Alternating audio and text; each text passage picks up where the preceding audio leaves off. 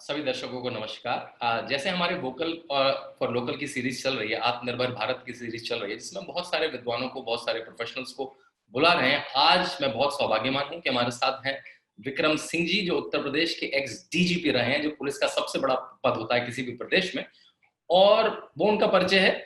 और उसके बाद वो एक यूनिवर्सिटी में बहुत बड़ा रोल प्ले करते हैं। उसके बाद आपको बहुत सारे चैनलों पे आप उनको आंतरिक सुरक्षा पे, बाह्य सुरक्षा पे, इंटरनल सिक्योरिटी और एक्सटर्नल सिक्योरिटी पे अपना वक्तव्य बहुत बखूबी से रखते हुए देख सकते हैं। विक्रम सिंह जी, बहुत बहुत नमस्कार। नमस्कार शांतनु जी, मैं गौरवान्वित हूं कि आपके चैनल में उपस्थित होने का अवसर मिला।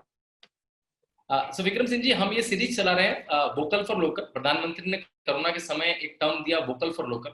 और अधिक प्रधानमंत्री नरेंद्र मोदी इस बात के लिए जाने जाते हैं, किसी भी कॉम्प्लेक्स आइडिया को एक शब्द देके जन जन का शब्द बना देते हैं। स्वदेशी का पुराना मूवमेंट है। किसी भी कंट्री को सेल्फ सॉवरन होने के लिए बहुत ज्यादा लोगों पर निर्भर होगी तो दिक्कत आएगी। सिक्योरिटी की चीजों पे और ज्यादा हमने कोरोना के समय देखा कि किस तरह से हर देश अपने आप को आत्मनिर्भर बनाना चाहता है। ग्लोबलाइजेशन एक बात है, लेकिन अगर आप केवल दूसरों पर निर्भर होंगे तो अपना देश कैसे चला पाएंगे। उस पर मुझे आपसे कुछ प्रश्न है। मैं 4-5 प्रश्न में आपका समय लूंगा। मेरा प्रश्न कुछ इस तरह से है, ये जो स्वदेशी या आत्मनिर्भर भारत है, इसको आप इंटरनल सिक्योरिटी, जिसे हम पुलिसिंग के टर्म में कहते हैं, और एक्सटर्नल सिक्योरिटी, जो हमारे आम शब्दों में आर्मी एक्सटर्नल सिक्योरिटी देखती है, पुलिस इंटरनल सिक्योरिटी देखती है, आम व्यक्ति को ये पता है।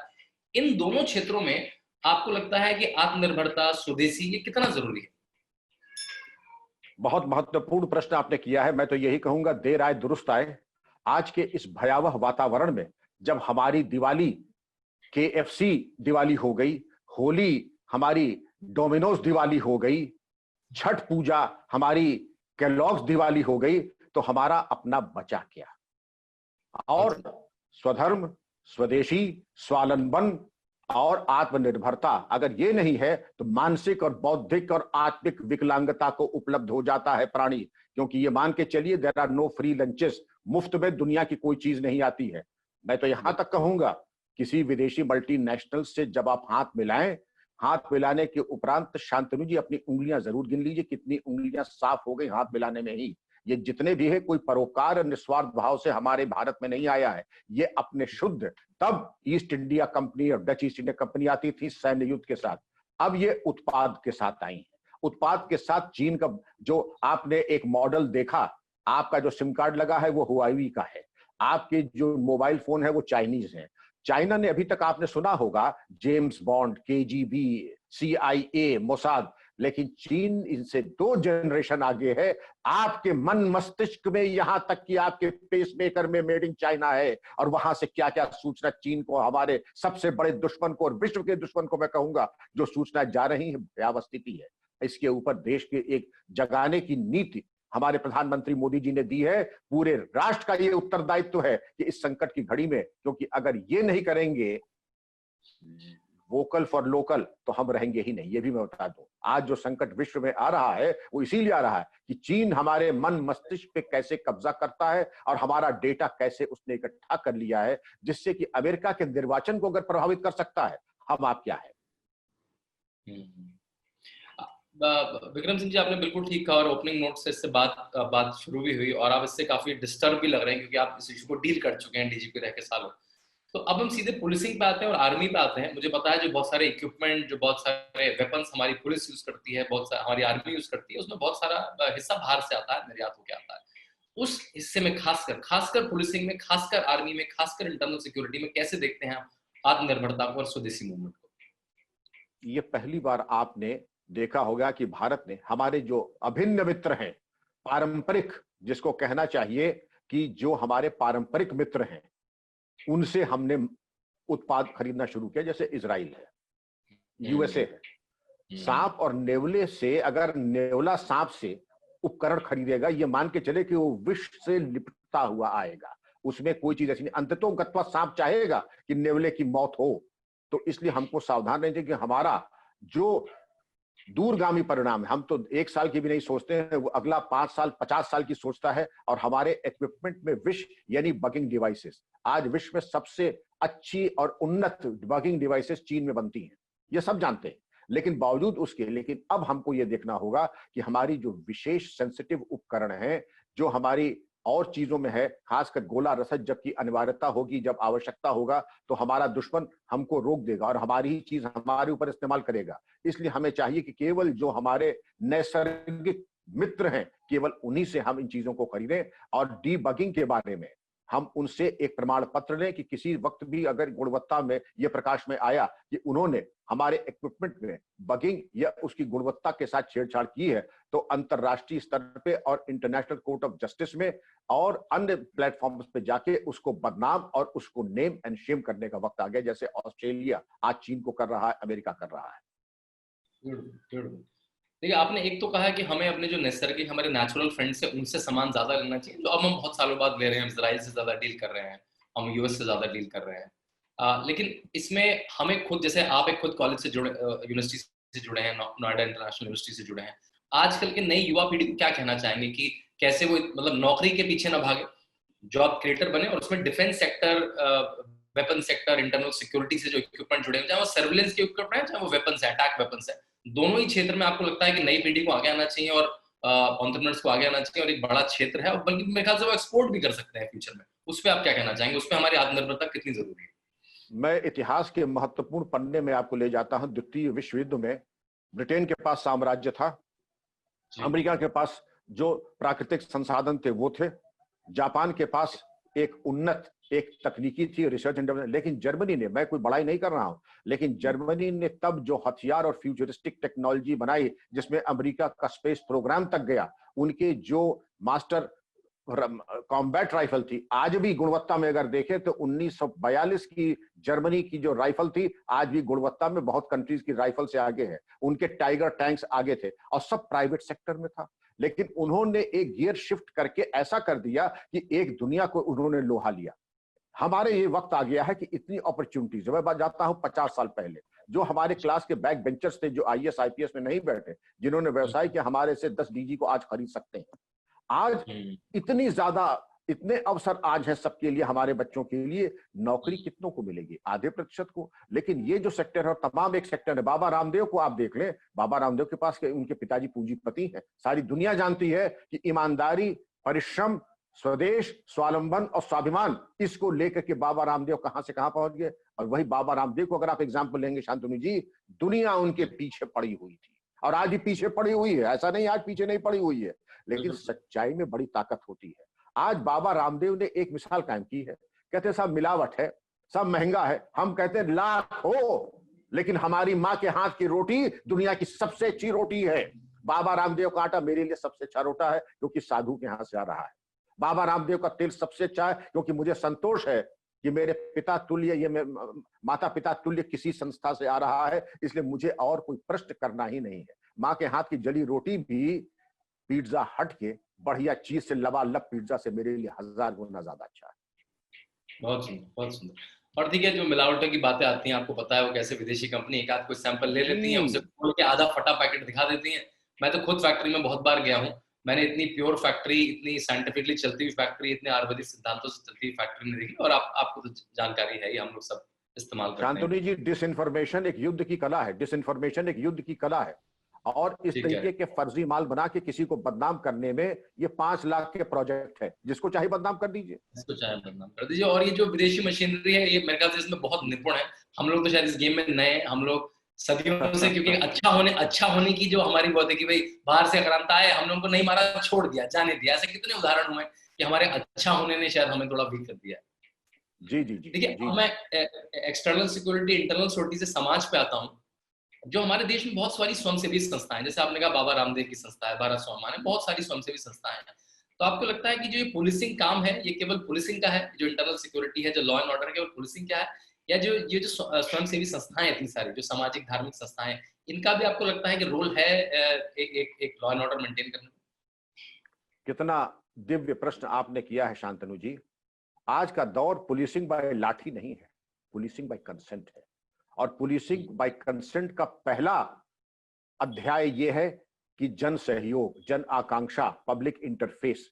और पहले भी था ग्राम सुरक्षा समितियां, मोहल्ला डिफेंस सोसाइटीज, वो इससे थे कि जनता से जुड़े रहें। और वहां हो क्या रहा है? विकास दुबे न हुए होते अगर हमारे पुलिस अधिकारी और थाने गांधी जी के 3 बंदर की तरह आंख कान और मुंह पे पट्टी न बांध के बैठे होते, क्योंकि जनता से कोई संबंध नहीं था। सबसे पहले 5,000 आदमी इकट्ठा कीजिए और लेटर बॉक्स लगा दीजिए कि सबसे भय और आतंक के पर्याय कौन है, अपनी अपनी पर्ची लेटर बॉक्स में डालिए। ये प्रयोग मैंने किए हैं, नाम मत लिखिएगा अपना। और उसके बाद उनका संकलन होता था। जो जनता कहती है कुख्यात है, वो है कुख्यात और आतंक। भ्रष्ट थाना अध्यक्ष के या डिप्टी एसपी के कहने से आतंकी है, क्योंकि वो उसी को कह देगा जिससे उनको कुछ वसूलना तकुलना होगा, जिससे उसकी दुश्मनी होगी।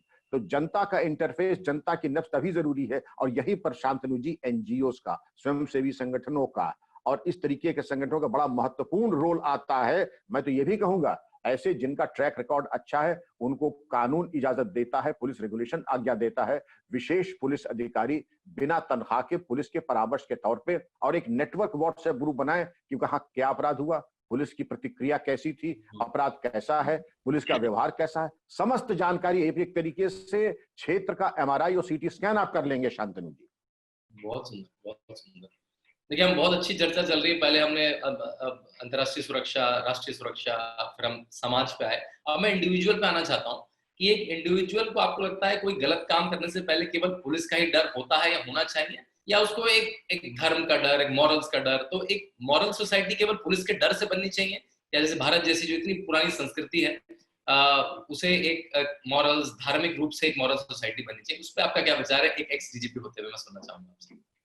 शांतनु जी, सबसे बड़ा मोटिव फोर्स, और क्योंकि मैंने बहुत देखा है, मरने से पहले शूरवीरों ने क्या कहा, मरने से पहले डाकुओं ने क्या कहा, सबने यही कहा कि मैं भगवान के आगे क्या मुंह लेके जाऊंगा, मैं अपनी माँ को चेहरा कैसे दिखाऊंगा। पुलिस का डर तो बहुत बाद में है, बहुत पीछे, स्केल ऑफ 1 to 10 मैं अपने माता पिता को कैसे चेहरा दिखाऊंगा, मैं भगवान को कैसे दिखाऊंगा मुंह। पुलिस का डर बहुत पीछे आता है। अगर आपको करना है तो सत्यम वद, धर्मम चर, मातृदेवो भवो, पितृदेवो भवो, गुरुर्देवो भवो, ये हमारे डीएनए का अंग है। लेकिन उस पे काफी मैल बहुराष्ट्रीय कंपनियों ने बैठा दी है कि हम कहीं खो गए, मल्टीनेशनल में, रेन डांस में, डेटिंग ऐप से हम कहीं, हमारा युवा खो गया है। ये मैल हटानी है, ये मैल हटानी है। आप अगर बैंकॉक, थाईलैंड कई बार गएंगे, देखा कि स्वर्ण बुद्ध है, वो स्वर्ण के बुद्ध थे, बहुत ही ग्रैंड। लेकिन उसको जब आतताइयों ने हमले की प्रयास किया तो लोगों ने उसके ऊपर मिट्टी और गोबर से बहुत बड़ा पहाड़ बना दिया। कालांतर में जब मिट्टी और गोबर, तो अपने अपने अप्रतिम सौंदर्य और दिव्यता में बुद्ध भगवान प्रकट हो गए। हमारे बच्चे सब ऐसे ही हैं, लेकिन दुर्भाग्य से उनके ऊपर पाश्चात्य तमस का आवरण है, जिसको हटाना आपकी जिम्मेदारी है, इस तरह के संगठनों की, कि हमारा संस्कार उज्जवल हो। A man of integrity is a one-person army and a true wealth of nation. Beautiful, beautiful, beautiful. I think बहुत ही अच्छी चर्चा रही विक्रम जी, किस तरह से हमने अंतर्राष्ट्रीय से लेकर सरकारों से लेकर एक इंडिविजुअल की बात करी। और जैसे आपने कहा कि जो लॉ एंड ऑर्डर है, जो आंतरिक सुरक्षा है, वो केवल सरकारों का काम नहीं, उसमें आत्मनिर्भरता संस्थाओं की भी जरूरी है और व्यक्ति के लेवल पे जरूरी है। आखिरी प्रश्न चाहूंगा कि आपको लगता है व्यक्ति के लेवल पे आत्मनिर्भरता, उसका खुद का मन से मजबूत होना, शरीर से मजबूत होना, आपको लगता है वो भी एक आत्मनिर्भरता का पार्ट है क्या? कि हम डॉक्टरों के सहारे अपने जीवन जी रहे हैं, कि अपने स्वास्थ्य के सहारे अपना जीवन जी रहे हैं? और उसमें बाबा रामदेव की योगा के योगदान को आप कैसे देखेंगे? अगर देखा जाए कि सबसे बड़ी अमेरिका में जो मेडिसिन और फार्मास्यूटिकल इंडस्ट्री है, अगर उस पर आप देखें, हमारा आपका ब्लड शुगर सामान्य क्या है ये आप और हम नहीं बताएंगे। ये फार्मास्यूटिकल कंपनी जो इंसुलिन बनाती है ये निर्धारित करेगी। अगर उसको 80 से 100 कर दें तो टर्नओवर $10 बिलियन बढ़ जाएगा। अगर उसको 150 कर दें तो टर्नओवर हो जाएगा। आपको मालूम है कि एक सीटी स्कैन में 2000 एक्सरे का फर्क पड़ता है। 2000 एक्सरे एक तरफ और सीटी स्कैन एक तरफ। आप ये भी समझ सकते हैं कि 50% पैथोलॉजिकल टेस्ट अनावश्यक है।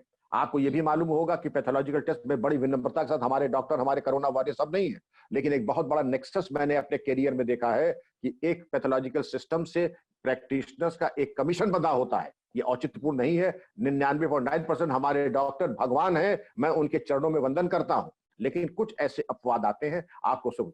हमारा जो शरीर है ये दिव्य है, ये हजारों लाखों साल के एवोल्यूशन के बाद हुआ है। इसमें ऑटो करेक्शन मोड है, और इसमें हमारे पूज्य गुरुदेव जिनकी फोटो आप देख रहे हैं पीछे, देवरहा बाबा, ये कहते हैं हर मर्ज की एक दवा, मिट्टी, पानी, धूप, हवा। मिट्टी, पानी, धूप, हवा और नींद पूरी कर ले, 99% बीमारी अपने आप ठीक होगी। दवा अनावश्यक है। काढ़ा ले ले, बहुत अच्छा प्राणायाम कर ले। और ये खुद है कि हमारा मेडिकल साइंस तो आपका केवल एक अंश जो स्थूल शरीर है इसको देख रही है, लेकिन हम कितने रुग्ण है, स्वस्थ है, निर्भर करता है हमारा प्राण शरीर, अन्नमय, मनोमय, विज्ञानमय, जिसके शरीर के बारे में मॉडर्न साइंस अनभिज्ञ है। आप एक बार प्राणायाम करके तो देखें। मेरी उम्र 69 ईयर्स है, मैं किसी भी 18 साल के लड़के को चैलेंज करता हूं जहां जाता हूं कि बॉक्सिंग में 3 राउंड लड़ लो, जीत जाओगे, 50,000 रुपए दूंगा मैं। इससे प्राणायाम का कमाल है, इससे प्राणायाम का कमाल है। बहुत प्राणायाम सुंदर। करें कि शरीर की अपनी वो है, और इस चीज को योगाभ्यास करें। प्रत्येक व्यक्ति का ये धर्म है कि तू योगी बन, तू योगी बन। और योग का मतलब क्या है? तू सात्विक से जुड़ और तू तमस से अपने को दूर है। तमसो मां ज्योतिर्गमय। और पाश्चात्य सभ्यता का, हे मां मुझे अंधकार से प्रकाश की ओर ले चलो। और पाश्चात्य जगत ने हमें जो उपहार दिया है, हे मां मुझे प्रकाश से अंधकार की तरफ ले चलो। तो ये अंधकार की जो यात्रा, शांतनु जी, इस पे विराम लगाए, रोड ब्लॉक लगाए।